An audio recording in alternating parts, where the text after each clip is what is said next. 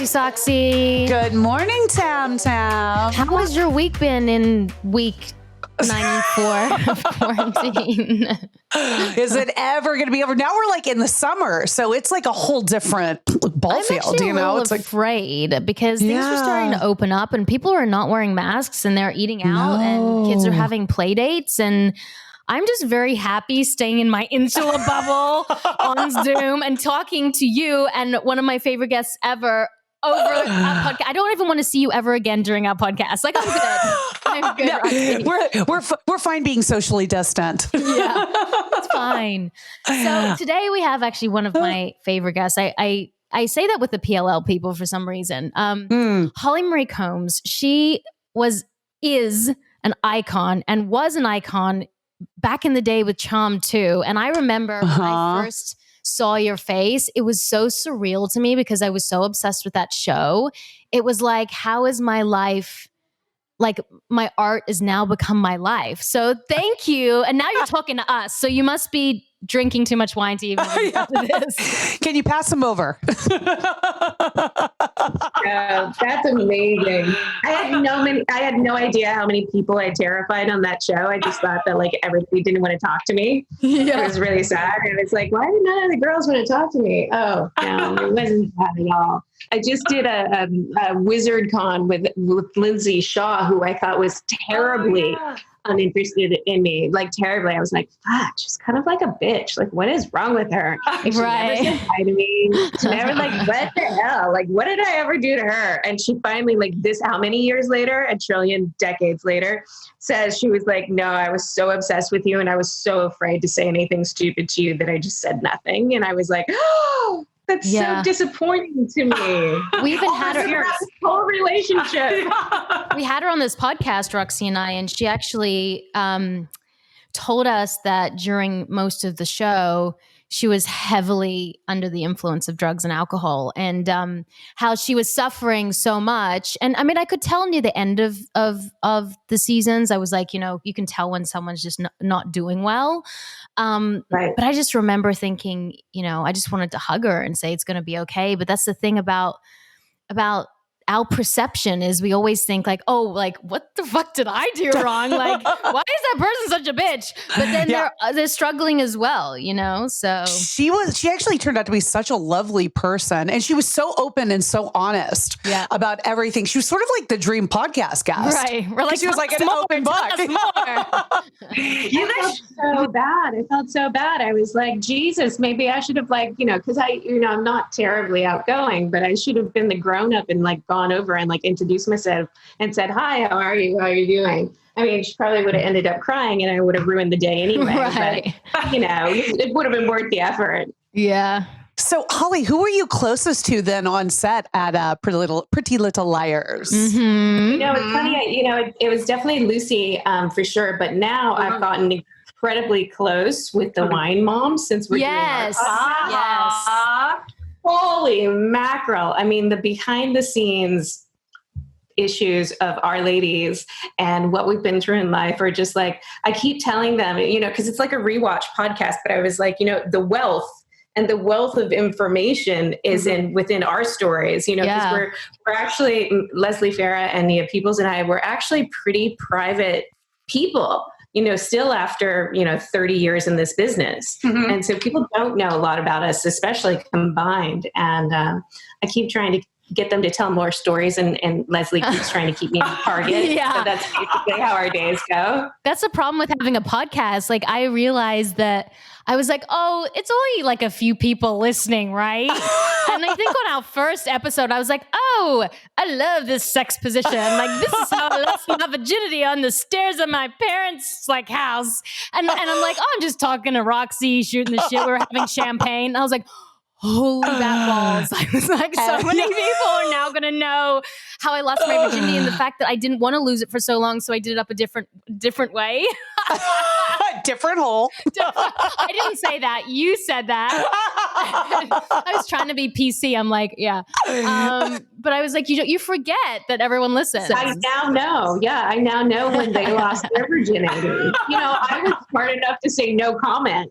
but there's this very deceptive, like, intimacy that you're just like, oh, we're just hanging out talking. And then you're like, oh crap, did I really just say that? So I know how Nia and her daughter lost her virginity, and we're only in like week 3. Is there anything you regret saying on your podcast? Like, is there anything where you're like, oh, why did I say that? Like, can I take it back? Not yet. There's always time. There's always time. But I don't listen to the final edits because I'm just so overhearing myself talk that I can't bear it anymore. But I did threaten my children's lives. I think I did get in a fight with my husband, like while the mic was on. Oh no. And I'm like standing at my office door going, listen, if you're not going to do it, then I will do it. Do I need to do it? Do I need to get everybody's devices because you can't do it? You just need me to be the bad guy. Don't you? And I was like, shut the fuck up, isn't it? Hi, I'll be right there. Haven't you guys done that over Zoom? I'm always like, I forget that my daughter knows how to unmute. And I'm like, you're being a fucking asshole. And all of a sudden I'm like, oh, hi, Mrs. Elise. Oh, hi. Yeah. Thank you for everything. I did that. That was, I was just like, the TV was on. Yeah. That has happened for sure. Like literally because we have 4 kids that were like doing homeschool at different points of the day. Anybody was on a Zoom. So everything that's ever been said in my house for the last 3 months has been heard by somebody's teacher. And because they're all in different rooms of the house, like upstairs, downstairs, there's just like literally it's beyond Big Brother is listening. It's like the whole school district knows the actual of my life now. And it's like, whatever. Roxy was nude. Yeah, I was naked. I did not know the Zoom was on, and I'd come out of the shower. My daughter was doing Zoom for school, and I just, I'm like, the story where I'm just like walking behind her, like had no idea that the camera was on. Freaking mortified. Like every time I look at her teacher now, I'm like, she's seen what 3 months of not waxing looks like and not working out. Yeah. It's pretty scary. Or the fact that it's all patchy down there because like you wax or you do electrolysis, but you've always got like a little bit you got to get rid of. And now it's just like, it's the wild, wild west down there. I'm like, whatever. He ain't going anywhere. He's stuck. He can't get the virus from someone else. He can't divorce you based on a bikini wax. No, there's no bikini. I don't even know when my bikini starts. It is just a disaster. Truly the only person I miss is my waxer. Like, I don't care if I have gray hair there or here or anywhere. Like, I don't need to get my hair colored, but the waxing is just not something you could do with yourself and shouldn't. I don't advise it. Oh my God. I've had girlfriends that have been scarred for life. I know. It's just not worth it. Yeah, no, it's really not. It's really not. So how was homeschooling for you? I mean, were you like the patient, like homeschooling teacher, or were you the one that's like cracking vodka at noon like I was? Literally, I mean, with our Wi-Fi situation, everybody was like yelling at what tests they had. We had one graduating from high school. We had one graduating from 5th grade. We had one that somehow figured out how to be absent from his own room. And I was like, just disappeared. How are you absent from your own bed? Like, give me a break. It says like unverified absence Friday. I was like, how do you do that? I was like, literally, you're like truant from your own life. Yeah. So going back to he's the one that's supposed to be driving soon. So I'm like, you're never going to drive if you're absent from your own life. I'm sorry, I can't help it. So going back to you saying that like you've never told some of the stories as you have on your podcast, what is the naughtiest story that ever happened on Charmed? You have to now. Yes. It was past. We're past it by so many years. Yes. You can say the things You that you're allowed to. You can say the things. Holly, give us a juice. There's another glass of wine. You can say the things. There's so many because we were there for so long and so long in a day that 9 months out of the year for 8 years, there's lots and lots of stories. But, there were times when like people were dating other people's husbands from the show. So it's okay, this is my person that he's actually going home with another person. And so like he'd show up in the morning and we have to do like a makeout scene and I'd be like, dude, way too much DNA being transferred here. Go get the Listerine. Don't come out of the makeup trailer until you have the Listerine. And then if you could shower in your trailer, then I'll meet you on set. But so wait, so someone was going home with one character, but then having to kiss another character for work. Yeah. So it's almost like so everyone was that's not very good right now for COVID-19. But this happened with 2 on-set relationships that became off-set relationships with somebody else. So I mean, just way too much DNA swapping. Way too. But you guys are in your 20s, right? When you're in your 20s, it's everyone kind of like hooks up and runs does around. naughty things and right. Like I married the key grip from that show, so I had no fun. I had 0 fun. But if you married the key grip, does that mean you were having sex in the trailer? No, my God, he was far too professional. My co-stars they could give no fucks. Yeah. He was far too professional. Like there were times he wouldn't even like sit next to me at lunch. And I was like, seriously? Like people know. Like there's a ring, but whatever. And also the trailers are kind of dirty. You know what I mean? They're like, yeah, not cute. So you mentioned your co-stars. What was it like working with Shannen Doherty? I know. You got to tell the truth. Tell us. Don't worry. It's only us. It's only us. It's just girls. It's just the girlfriends. Yeah, it's just us. No, actually, we were friends since I was 19. So I knew her very well. And doing the show together, she actually sort of, with Aaron Spelling, she championed for me to get the job because the network wanted to go in another direction. I was actually told after I tested, because I had gone through the channels of auditioning and callbacks and getting a network and then having network ruminate over it. I was told by the network that I didn't have the star power that Shannen did. Wow. Oh my God. I'm really not sure what that means. But I'm still trying to figure that out. Mm-hmm. And actually Aaron Spelling went to bat for me and was very much like, well, this is my show. These are my girls. They're playing sisters. And if you don't want her to do the show, I'll take her somewhere else and make her a star there. And then Shannen was like, yeah, me too. And I was like, Jesus, this is terrible. This is terrible. They're like derailing me. It doesn't feel good. It doesn't feel good whatsoever. And so Shannen is Shannen is incredibly dedicated to whatever it is she's doing. Like whether it's scrubbing her floor or gardening or making dinner or working or stunts or wardrobe or, hitting her mark and saying her lines, she's like incredibly dedicated. And she can get impatient with people who are not as dedicated as her, which was often me, and could be anybody else. So yeah, it was good in the beginning to work with somebody I knew because we had a rapport and we had a chemistry that was already there. So I actually got to get her to be goofier than she had ever been before because she was comfortable and she was funny and she loosened up a little bit and she was able to she actually directed a few of our episodes. I think she was actually able to pull more emotional depth out of me, not in a nice way though, but in a torturous way. Like she would look at me after I'd cried my eyes out and died from getting shot or something like that. And she would say, you can do that better. Oh my God. And I'd be like, wow, Hannah?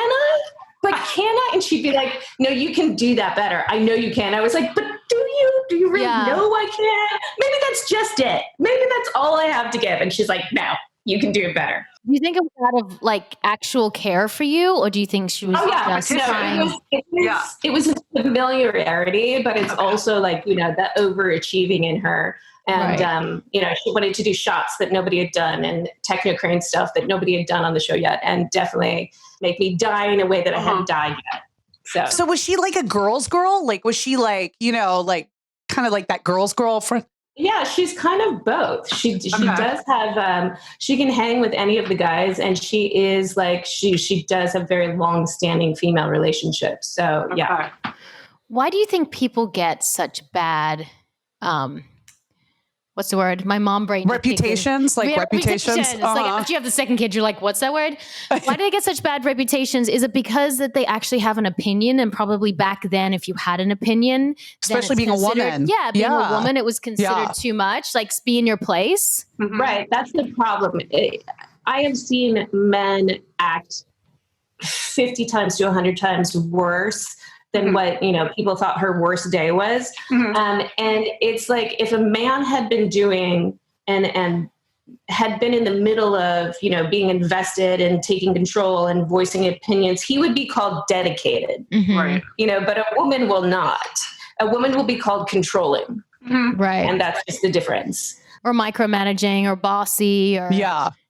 We're, still, we're on the tail end, I hope, of that sort of mentality. But, a man being in charge is being a boss, and a woman trying to be in charge is being a bitch. Right. Still, and hopefully that tide is turning a little bit. It's just a really slow tide. Yeah. It's really slow. So slow. Very slow. Have you been in touch with her since she's been sick? Yeah. Okay. We were, when she was first diagnosed, I was there with her, and through the process, our relationship has had very many ups and downs that people were not always privy to. But, we had a very long friendship considering who we were and the business that we were in. So even though we're not in touch anymore, I'm still very proud of our relationship and what we had and how long we supported each other through divorces and marriages and sickness and health and all of it. And sometimes you just get a little too close, and we got to the point where we were too close. Yeah. It's such a pivotal moment in your life, like 19, 20s, 21. It's where real friendships are formed, where you're trying to figure out a lot about yourself. And those people that I spent time with when I first started in this business, you remember for the rest of your life. They are definitely transformative years, and they're also so amplified being in the public eye. And, you're going through something that no one really understands except the people that you're around. And so it goes to my next question. When we spoke on your podcast, you said that, we all need to be appreciative, or I said that, of what we've had, because you never know your next show. How do you feel? Do you feel like you're always worried about the next gig, or have you let that go and you've let that control aspect of, your next big job just dissipate? Yeah, my career has always kind of ebbed and flowed in a way where, stuff just falls in my lap, when I'm the least expecting it. The stuff that I really wanted hardcore, I never got. Right. Because there's a sense of neediness and urgency in a room that producers just don't want to see. They're like, okay, yeah, sure. Right, next. right. And literally, but it's the jobs that you don't really care about, and the jobs like you have another one to get to, or you have something else in your life to get to, that those producers are like, wow, she has something. All I have is another opportunity. I got to get to the airport. I actually got a movie when I was 18 because I said I had to go pick my stepfather up at the airport. And they were like, well, wait, can't you meet the director now? And I was like, no, I got to go pick him up at the airport. And I literally got the movie because the director was like, why does she not care about my movie? Right, of course. Yeah. Right? Yeah, it's just like there is no rhyme or reason to it. It can be a lot of luck. Of course, you always have to be ready to go, which I never am. It's like, one of my guy actor friends is like, what can you do except be prepared, be in shape, be ready to go, work at a moment's notice. Yeah, which has happened to me a couple times. I've been somebody's replacement. So they will call me and go, can you work on Wednesday? And I'm like, excuse me, that's 2 days from now. And they're like, yeah. So no, I kind of, I do have that sort of, I think every actor has that thing where they end a job and think they're never going to work again. And then people wonder why actors are crazy. But that's just the neurotic tendency of us all. But at the same time, I've had a couple of people in my life that have just looked at me, directors that are really respected. And they've said to me, you're good at what you do. You have to have faith that you're good in what you do and that you will work for the rest of your life if you want to. And, so when people kind of say that to you, that helps a lot. It's still hard to navigate the downtimes and, the high times because, if you don't have a life outside this, it can be all consuming and it can be crushing. It can be crushing when you're not working at certain times in your life, or if you have financial pressures, it can be crushing. And, the nature of our business is, she's too this, she's too that, she's not this, she's not that, it's all descriptions of your physical appearance, mostly. Nobody ever says she's not experienced enough. Right. She's too good. She's just too good of an actor. Yeah. Her resume is kind of flimsy. It's just not based on your work ever. So if you can't sort of like brush that off, it'll drive you nutty. And I think having an outside life, whether it's hobbies or interests or another business, or just like another approach to life or family. Like if you don't have that outside life outside this inside life, then it just becomes torturous. And addictions seep in too. That's what we were saying with Lindsay. She was on a big show and then she was on this show and she wasn't working as much. And then you start to question yourself and then you need something to stop the noise in your head that just keeps talking to you in a negative way. And that's why I think it's so, alcoholism and drugs are rife in this business. You can't check out. Yeah. I mean, they're like, you're anesthetizing yourself, right? You're medicating yourself into feeling different than you've been feeling all day. It's like, lots of people just want that switch that you can flip and you're like, I just don't want to feel this way anymore. And when you're waiting for a job or you get like bad feedback after bad feedback, it can be a drag, which is why I've never let any of my kids act yet. Yeah. They can do whatever they want when they're 18. They can do, I've worked my whole life to prepare college funds for them and stuff. They probably won't even use them. That'll be the fuck you to mom in the end, which I'm so expecting from my children. Of course. It's like even Jodie Foster went to college, for God's sakes, people. Yeah. So Holly, how do you think, why did you sort of like maintain like above the fray and not fall into like the whole addiction and alcohol and drugs? Like, how did you kind of keep yourself out of that whole scene? I can only say that to me, it was always a job. It wasn't a life. And, when I started, as a kid, it was because it was a way for my family to make extra money. It wasn't because I was some performing little great artist that was like, I want to sing, I want to dance, I want to do commercials. I want to my agent put me in a commercial class and I at like probably 12 years old. And I just wanted to die. Because there was all these cute kids, like big bright smiles, like reading Crest commercial, pages. And I was like, I can't do this. It was so torturous. It was like, it literally was torture to me. And I was like, I just don't think this is my thing. But my mom had moved to New York when I was little, when I was 8, and she wanted to be an actress and she ended up like doing hand modeling and all this stuff. And she was a person that was absolutely too thin skinned for it. But I had 2 teenage parents, my mom was 15, my dad was 17. So to me, everything was a job to make more money. It wasn't, my life's passion. Right. And then when I was 16, 17, and I finally figured out what I wanted to do with school, I had this opportunity to go to a summer program for marine biology that was 3 college credits. And, what was my dream? And even with the scholarship that I got, that I had worked a year to get, it was going to cost my parents $5,000. And so then I got an independent movie that was shooting over the summer and it was going to pay me $5,000. So I made that choice, so because it's always been just a job to me. It's been a means to an end. It's like if it doesn't succeed, to me, it's like getting fired from McDonald's. It's like, okay, whatever. I have to move on to something else. But it has worked out for me in a way that as I got older, and I wasn't like, the teenager or the whatever, they expected more from my performance. Like I had to grow from being that teenage actress into an adult one. And that's not always an easy transition. And so I sort of had to get serious about it and go, is this what you want to do? Is this what you're going to stay doing? And at that point, I got a pilot, I did a movie, and I left from the movie and started a series the very next morning. So it was like the decision was made for me. And I missed my last 3 months of high school because I was working. Yeah, and half the time I was working nights. And so it was like the decision, the destiny sort of made itself for me.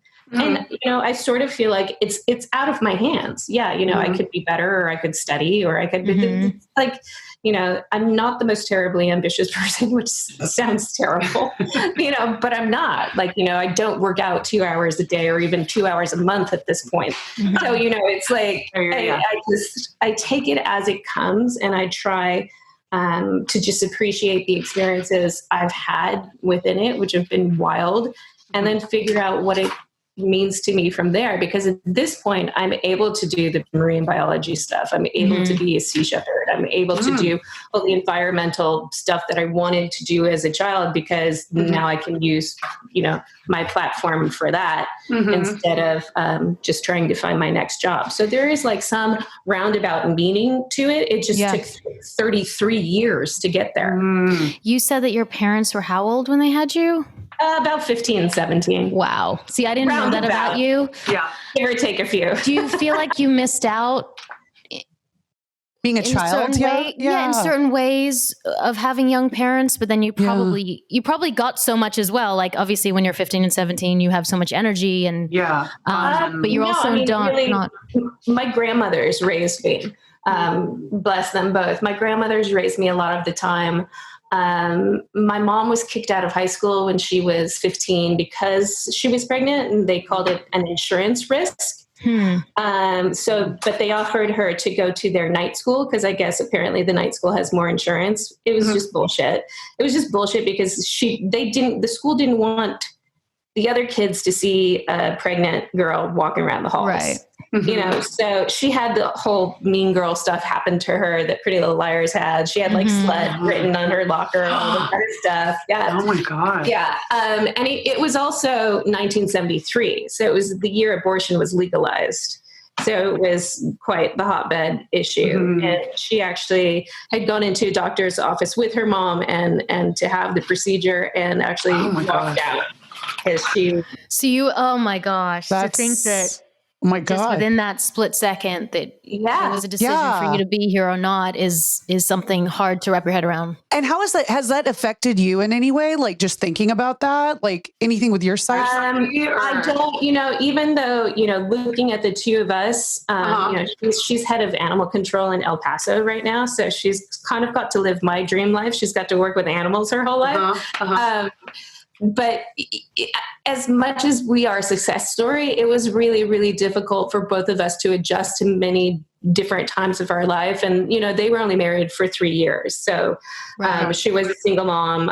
She did end up getting remarried and was with somebody else for my formative years. And, so I have a great step family and stuff like that. But our family system is very different than everybody else's, and because she was kicked out of high school, she always felt sort of less than everybody else. And so she got her GED and decided to go to college, and it took her about 6 years, and she changed her major about 4 times, and I wanted to kill her.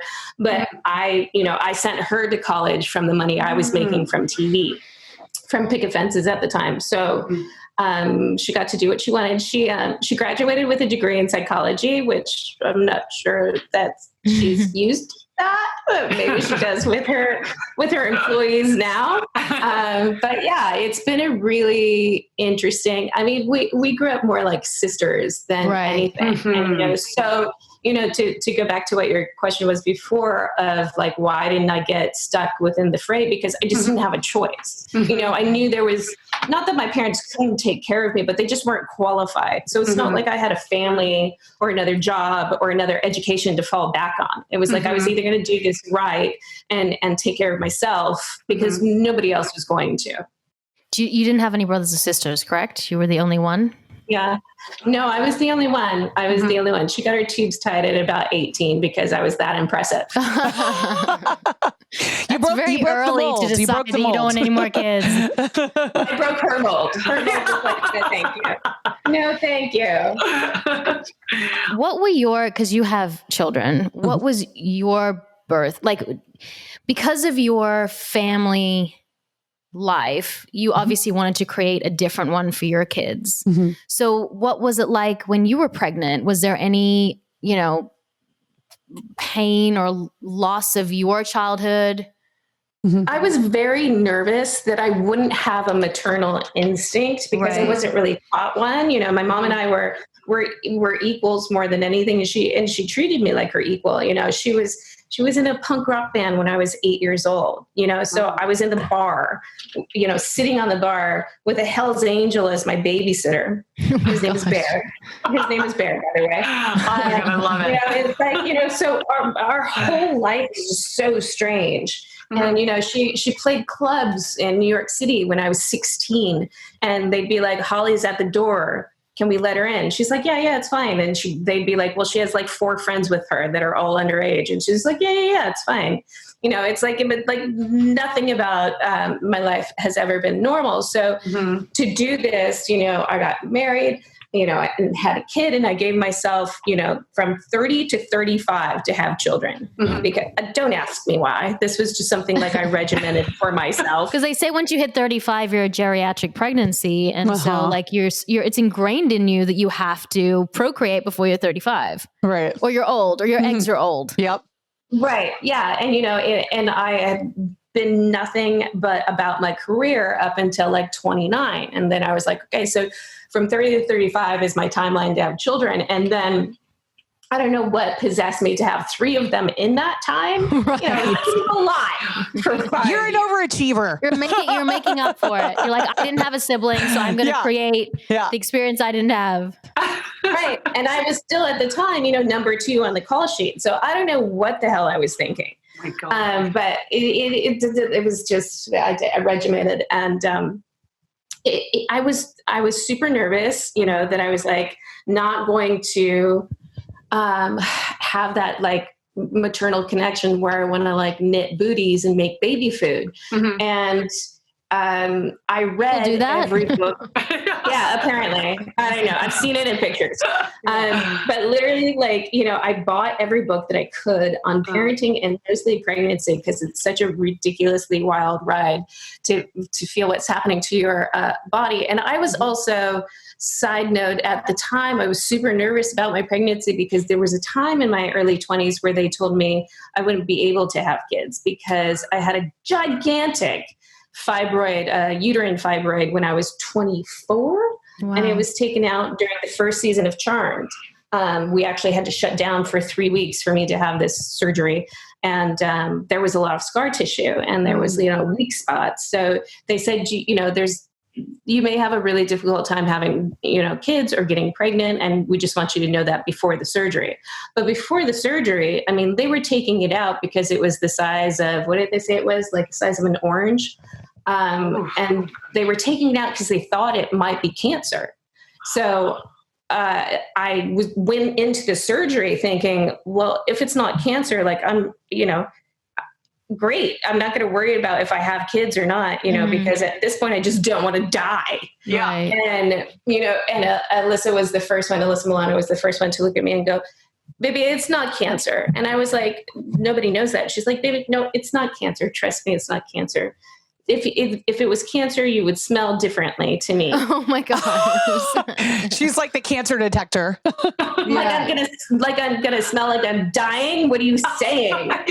You'll be more odorous. She was actually really sweet about it. Like when I woke up, in the hospital, she was trying to get in my bed, and I'm like, you're on my catheter tube, and like, I appreciate you, but you're on my tube. And like her mom had like shopped for me for the week and made me a homemade soup. And it was like, so really during that first year of Charm, where Alyssa and I bonded like gangbusters. Yeah. And so when I found out I was pregnant, it wasn't like we were trying, but it wasn't obviously like we weren't trying either. And so I was super nervous about, is my body going to be able to handle this?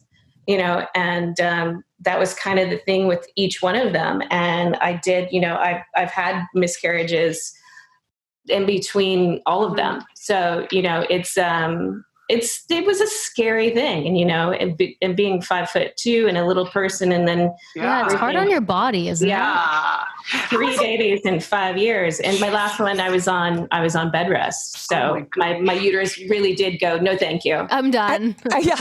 How was it telling the network people too? Because there was a time when a woman was pregnant who was an actor on TV, it wasn't like always welcomed. Like, so were they very like cool with it when you told them, or like, what was their reaction? There was, funnily enough, or not so funny, Hunter Tylo, I think is her name, had Yes. Yes, that happened right before this with a spelling show. And I was like, so I was super nervous. But the weird thing was that it happened, and I don't know what went on behind the scenes at Charmed, but they had wrote in a fictional pregnancy for me the year before. Right. I was actually pregnant. So I had the fake belly. I was already a mom on the show. Mm-hmm. And so the very next season, I said to my executive producer at the time, I was like, I just want you to know that I'm pregnant. And he goes, well, I just want you to know that you're a year too late. And I went, no, sweetie, you were a year too early. Okay. Yeah. So that's how I ended up having 2 sons on the show instead of just the one. Yeah. When you said you had your miscarriages, it's funny because I like to write, and I still can't write about my miscarriages yet. And I don't know why the pain is so deep when it comes to miscarriage, and not many people talk about it. I think they don't talk about it because, in a way, I feel like people shame you if you have another child. Mm-hmm. It's like, well, why are you mourning a child that didn't come to be when you had your baby, right? You had your next baby. But I feel like those miscarriages are such a part of who you are as a person, and they're such like deep pain that it's almost hard to like talk about them. Do you feel that way? Oh yeah, no, I mean, absolutely. And definitely one of them happened during Charmed. And so I had already told the producers again that I was pregnant. And then it had to be sort of publicly broadcasted, which is, that she wasn't anymore, and it's just, it's a hard thing to go through as a woman, because you feel almost like you failed in a way. Mm-hmm. And it's a hard thing. Like, you failed the baby, that your body wasn't able to carry it. Right. Right. You always blame yourself and think there's something else you could have done differently.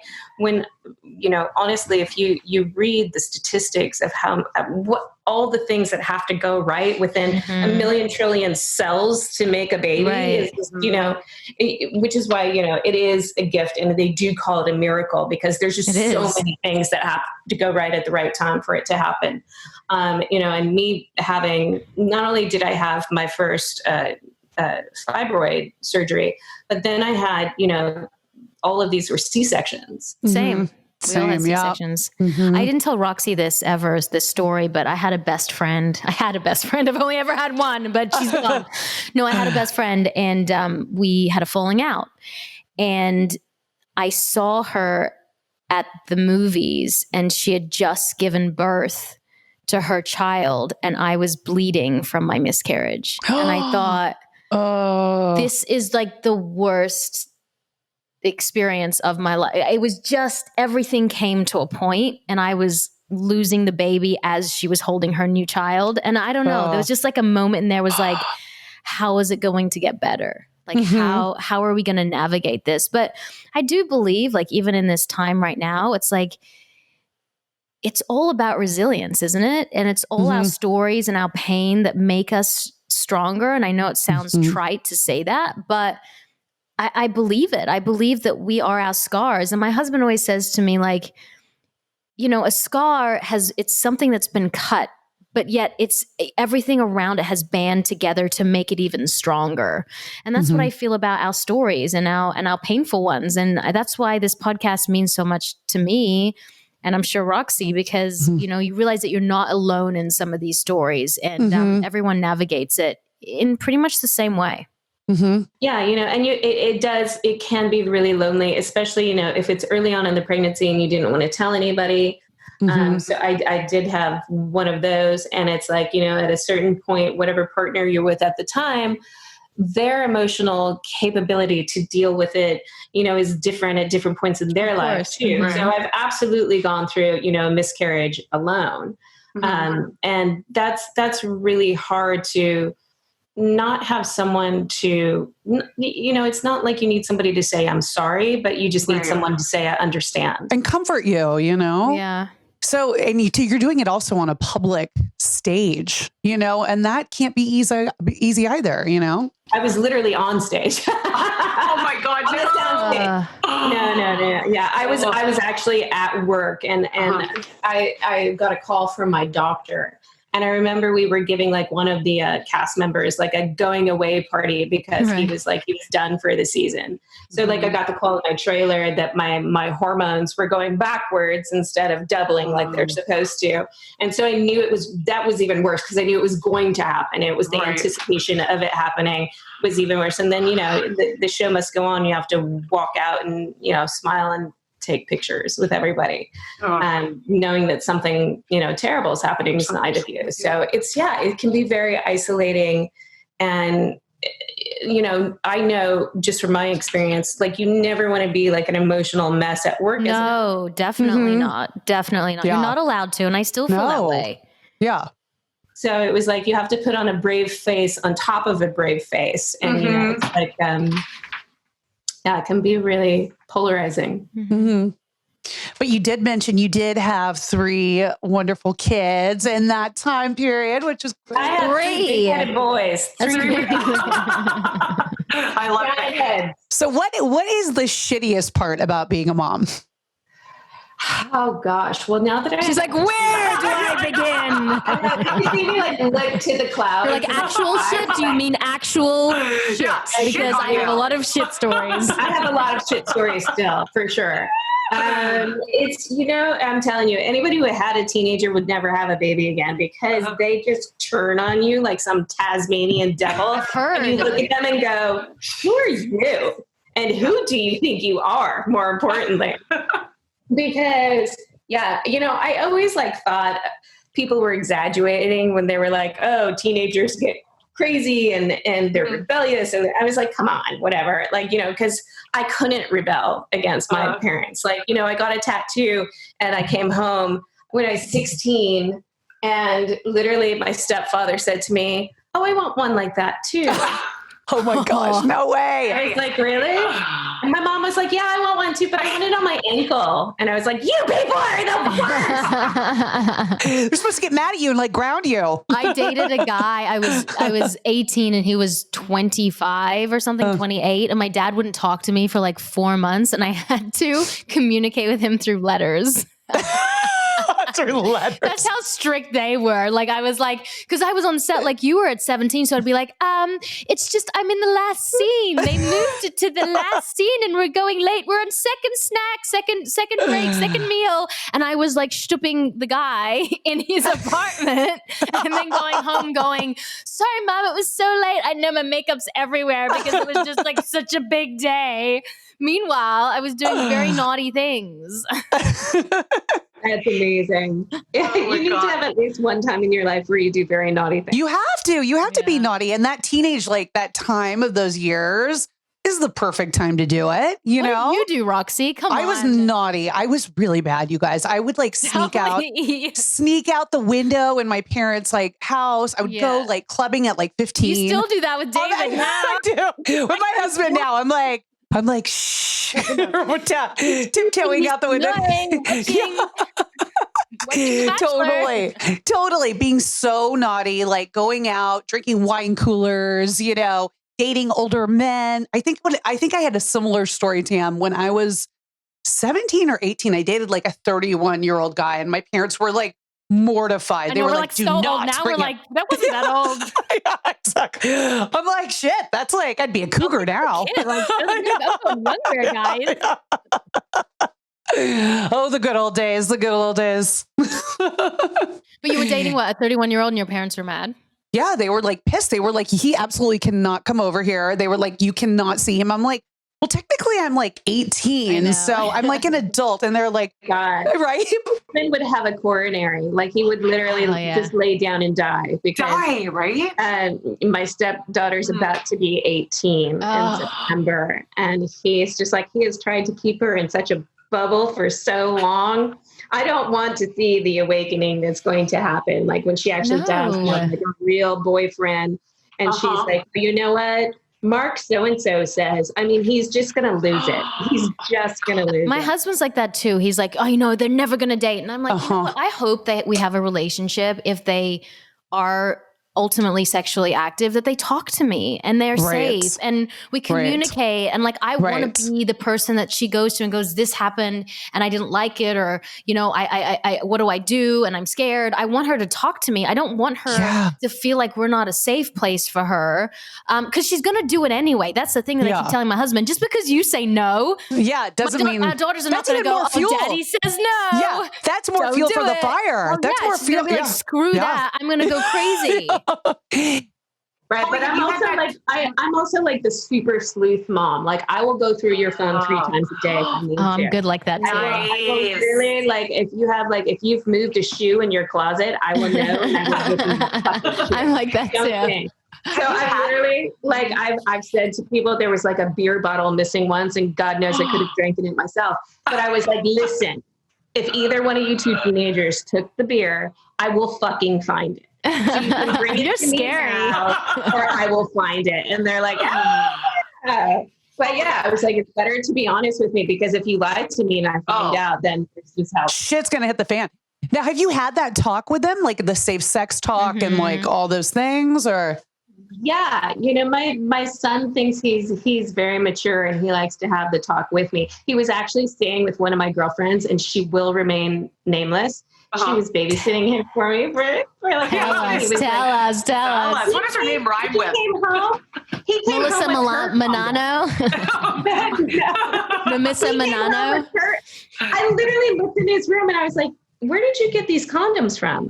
And he was like, oh, your friend. And I was like, excuse me? You're like, that friend is never coming over again.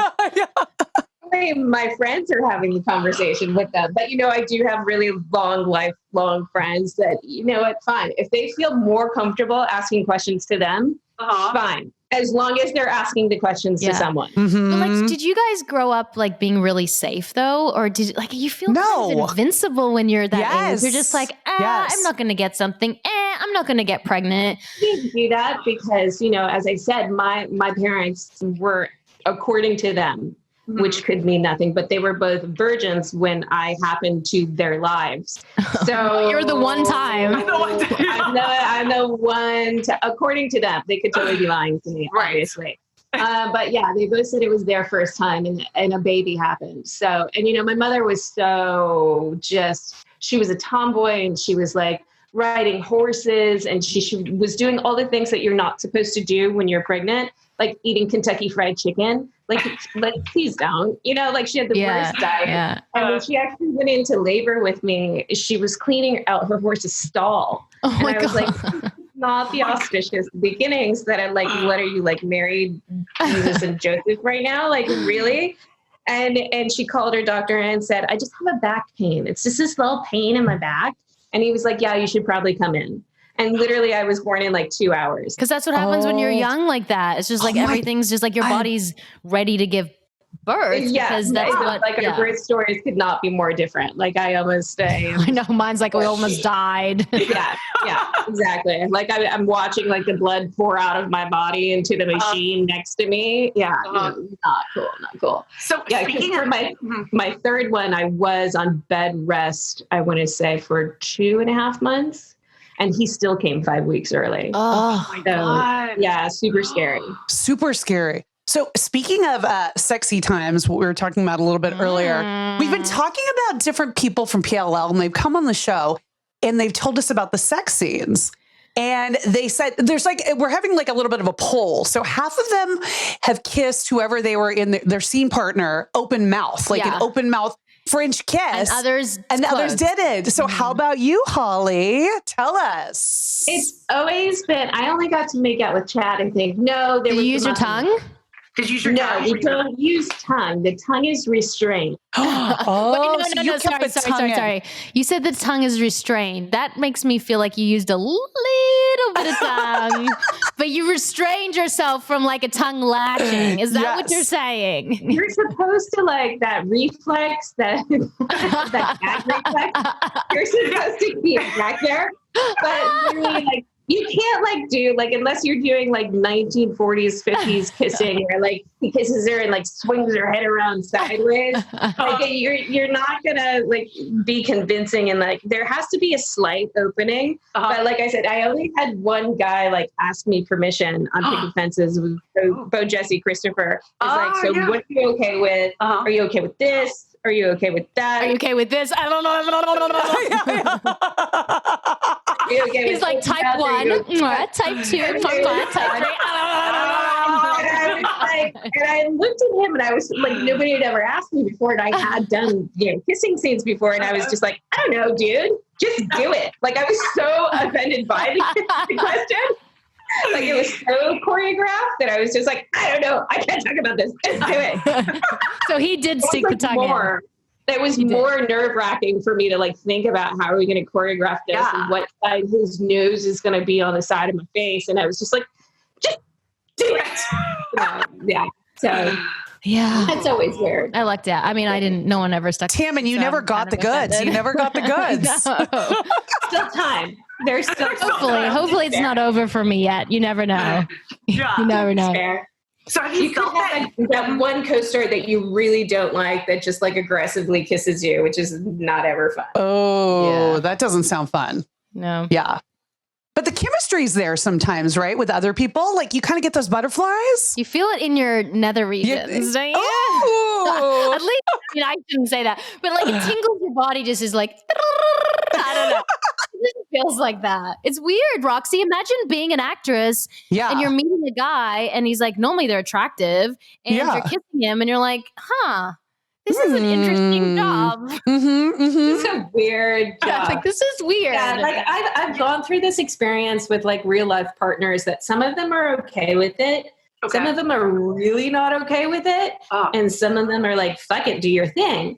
And I know when I was married and working with my on-set husband, who obviously had seen me do kissing scenes before we were together, in the end, he would make a big deal about walking off and stomping out, like when I had a kissing scene to do. And I was like, dude, we all picked our departments, okay? He knew what he was getting into. I mean, it was pretty funny, but there's been some parts even, and it's weird being when you're older, the sex scenes are not like necessarily like, in the rain on a fire escape, really romantic, hot stuff. It's like you're having sex and having a conversation about the kids going to the bus stop. Right. Strangely more intimate. Like I've read some of these scenes going, wait a minute, we're talking when we're doing this face to face. Like, no. No. And so it's not just like me that's reticent to do this kind of like roles anymore. It's like, my husband now, because I've had a few, my now husband. And I want to talk about that. So you can't go before we talk about that. So restaurant business. So he's kind of gone back and forth a bit about like being okay with it. And then I'll tell him about this other role in this other scene, such as that one. And he's like, oh yeah, no, hell no. He's like, no. And, he goes back and forth with like, oh sure, no, it's okay. I don't care. I'm evolved. I'm good. It's really hot. Good. Like, sure. Sure. Whatever. I'm super supportive, honey. Yeah. Okay. So your husband, I have to ask you before you go. So how did you know with the other husbands that it wasn't right? Like, when do you know? Yeah. This sounds like I'm asking for me. I'm not asking for me. Tammin wants to know. I'm not asking for me. We're great. No, I'm asking for Roxy. Just kidding. I'm not. But like, how did you know? Like, you were like, okay, this is just not working. I have a tendency to stay too long. Let's put it that way. I definitely am one of those that like gives too many chances. And I think it's because my parents were teenagers and because I didn't have a normal family, like I have a tendency to stick with relationships and marriages, longer than I should. And the first one, I married when I was 19 and we were together 4 years. So clearly I had no frontal lobe at that point. And I was not fully developed in the brain department. But, I still was trying to get on with my life and get married and do all those grown-up things that I didn't have as a child. And, it just, I was obviously too young, and he obviously had too many drug problems, and we just didn't work out. But with my second one, we got married when I was 11 months pregnant. Mm-hmm. So I was still doing that. Okay, this is what a family means. This is what you have to do to have a family, and you have to be married, and you have to put your everything into it. Mm-hmm. And I did for quite a long time. I think we were together like 11 years. But my barometer of when you've stayed too long and when it's like your time to gracefully exit is like, I always try to imagine, I'm like, would it really bug me if he was with somebody else? Right. Like if I pictured him as like a cute blonde walking down the street, would it really bug me? And when you finally get to the point where you're like, nope. Fuck it, right? And it's like, yeah, it's time to jump ship. Like, no matter what you have invested, no matter if you have kids, like at that point, if you really just can't, that's like the barometer of like, yes, please go on, live your life, and leave me alone. I would Lorena Bobbitt my husband's penis if he even smelt another girl and was like, oh, that's hot. I would murder him. But maybe that's my own issues. Maybe I just need help. You know what? But that means you're still in love. That's a fantastic barometer. Oh. Yes. So if you fight, if you fight every now and then, it means you're fighting for something, I guess, right? You could always Lorena Bobbitt him and then let him on his way. Yeah, I could just be like, I can't have you, so no one can. Right. No, see, the opposite of love is not hate. It's apathy. It's when you don't care anymore. Huh. Love and hate is a very fine line. That's what I think. They're like very close versions of each other. Well, that's what we say too. In quarantine, it's like that line has gotten thinner and thinner and thinner because it's like, there are times when I'm like, divorce? Yeah, is this working? When you don't give a fuck anymore, then there's trouble. Like I've always said to my husband, like, don't be upset if I'm yelling at you. You need to be really afraid if I get quiet. If I get quiet and I just don't seem to care, then there's really a real issue. Mm-hmm. Because otherwise, I'll fight you tooth and nail. Right. Okay. That makes sense. Oh my gosh. So much, Holly, so much good stuff. We love you. Yes. Holly, you're so lovely. Thank you for coming on. Roxy, we haven't done this. I think we should maybe do a Never Have I Ever real quick. Oh, yeah. Let's do it. Can we do that? No, Never Have I Ever. Are we doing quarantine edition or are we just going to like let it fly and do any edition? Because I'm kind of thinking we're sort of out of quarantine right now. We're like half quarantining. Yeah. Okay. We're just going to do an any edition. Okay. Let's do it. Never have I ever had FaceTime sex in my trailer.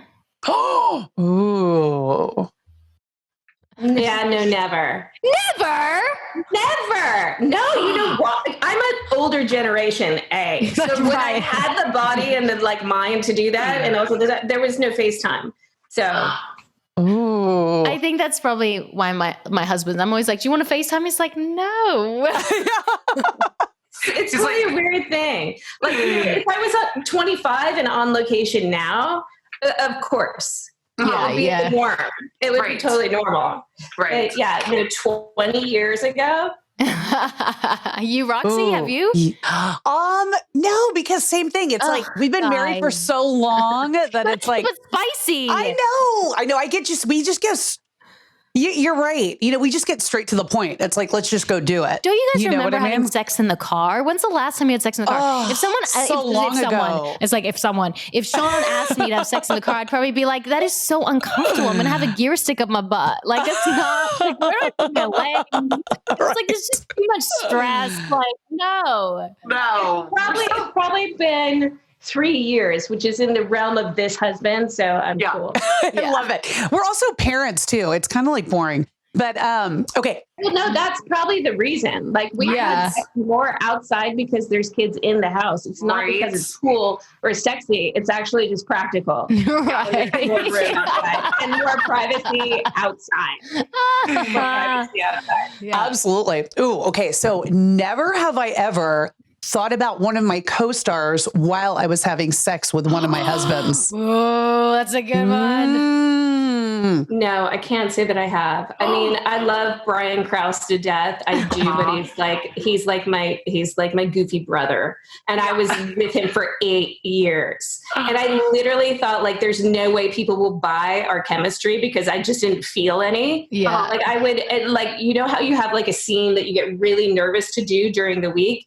It would be like our kissing, like physical scenes for me. Like I'd be so freaked out about doing it.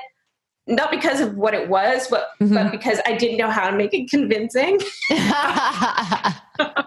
And people like just soaked up that relationship and they were like, you taught me what love really is. And I was like, no, I didn't. I didn't. And like, people are like, I aspire to have a relationship like that, you know, with my husband in the future. And I was like with your brother, like,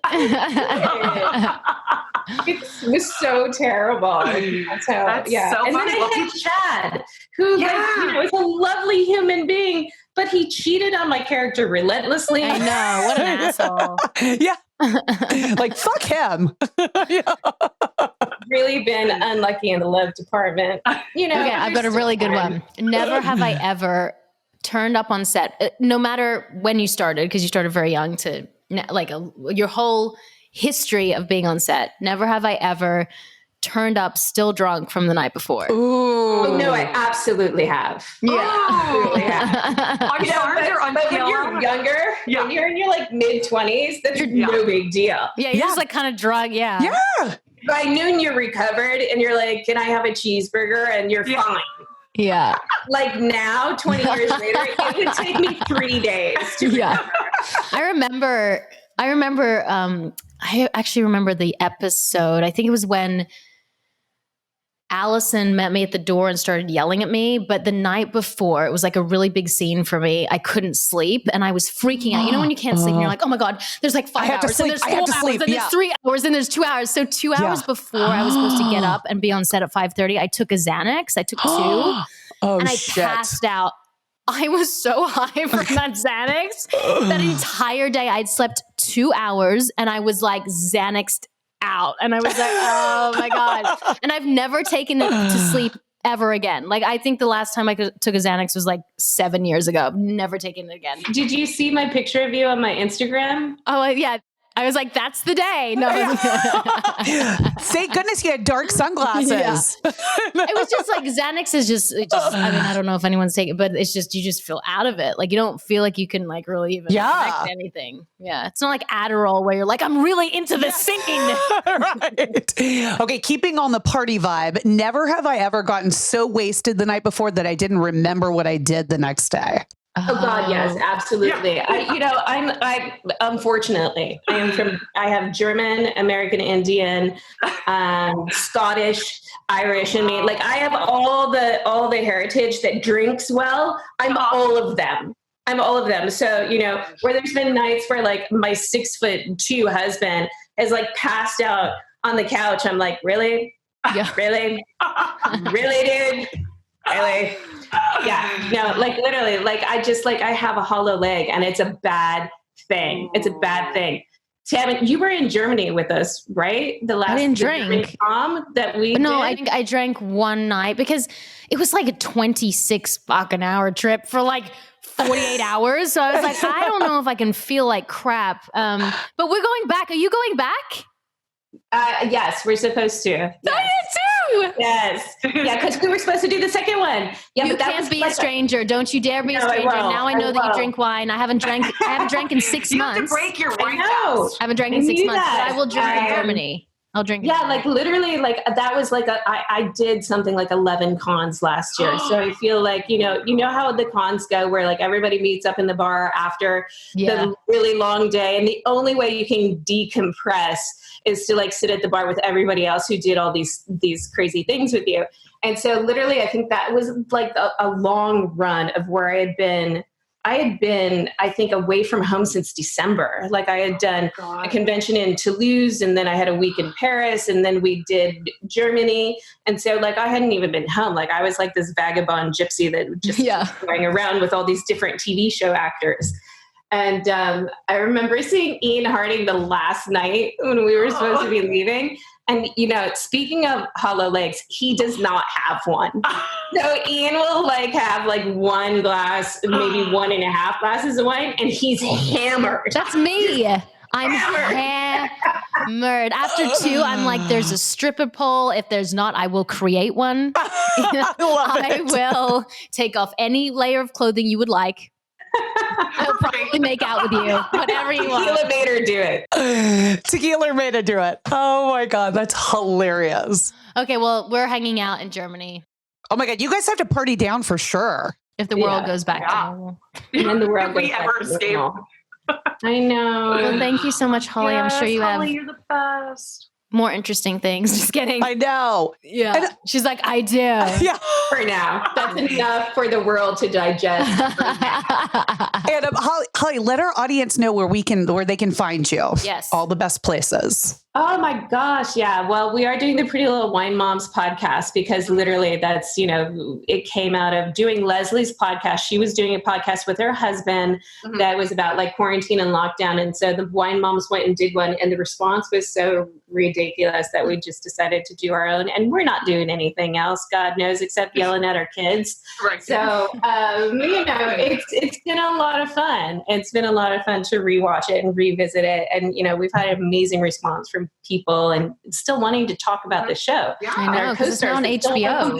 Yeah, it is streaming on HBO Max. So it's super cool. I just got a message from Mandy Line who wants to come on, and Sarah Shepard is going to be on. She's actually, I'm supposed to be, or was supposed to have been writing a book for the last 4 years. Oh, so we told Sarah Shepard about it, and she was like, I'll ghostwrite for you. I was like, what better deal? She wrote 17 Pretty Little Liars books in no time like this. Amazing. Amazing. So there is that. Yeah.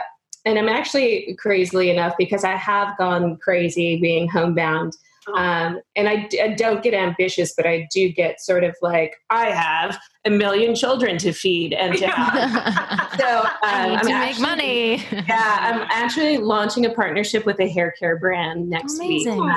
For because it's been for a while. People have always asked me about my hair, and I've had long hair for every role I've ever played. It's amazing that they even think I play a different character with the same hairstyle every time, but I always say, well, it's my dad's genetics, it is what it is. Okay. So at this point, after 3 children and after 40, it is no longer my dad's genetics. Now, it needs some help and a trim. No one asked about my hair. Someone put on Instagram today, they're like, oh, you're doing crazy hair for your TikTok. And I was like, no, that's just my hair. It's just what happens to my head. And they wrote, oof. OOF. And I was like, I like my hair. Thanks a lot. This is just what happens on top of my head on a daily basis. But no, we have actually a really cool curly hair line for ladies. Amazing. Well, send it away. Yeah. And what I really love about this company is that you can be my marketing partner. It's literally they allow women to go into business for themselves. So it's a really cool company that way. Yeah. I like it a lot. And it's vegan. Whoop, whoop. I like a vegan. Nice. Awesome. Well, thank you so much. I'm kind of pissed off at myself that I didn't have more conversations with you because I was kind of lonely sometimes on Pretty Little Liars. I know. And now that I know you're so cool and not a bitch, just kidding. I would have talked to you. It's only been a decade. No biggie. It's only been a decade, but we can be friends now, at least on social media. Exactly. or in Germany. In Germany. And Roxy, where can you find us? So you can find us on Women on Top Official on Instagram. And Women on Top Facebook on... No, I can't ever get this right, Holly. You are Women hilarious. on Top Podcast on Facebook. And I am Tammin Sursak. And I am Roxy Manning. And we are Women on Top.